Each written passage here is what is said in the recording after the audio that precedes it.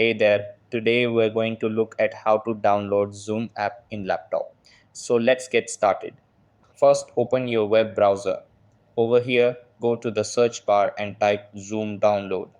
After that, look for the official Zoom website, make sure it's Zoom must download. Then click on that link to go to the Zoom download center.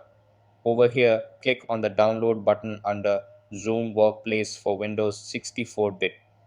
It will start downloading the installation file. After that, go to your downloads folder or check the download bar in your browser. Then double click the downloaded file to run the installer. Zoom will install in a few seconds. Once installed, open Zoom. Over here, click on sign up to create a new account. Then enter your birth year and your email address. After that, check your email for the verification code. Enter the code and click verify. Then set up your name and password and click continue.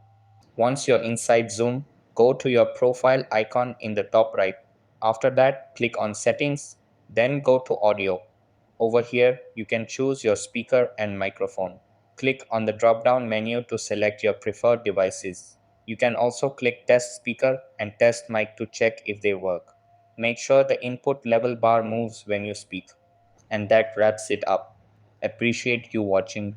See you in the next.